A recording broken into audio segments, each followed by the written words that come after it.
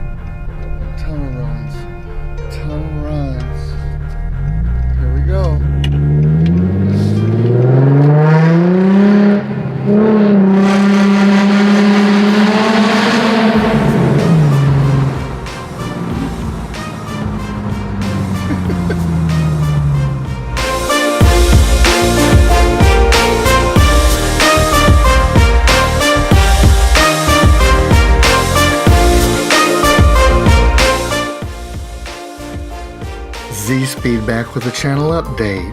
We're going to be doing all new suspension in 2019, so I hope you stay tuned for that.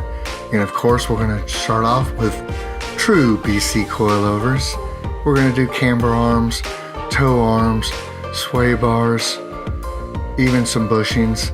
So we're going to do everything we can to increase the grip and the cornering of the Z. And I really can't wait, and I hope that you stay tuned for that. So as always, please like and subscribe, and Z-Speed will be back soon with another video. Until then, keep repairing.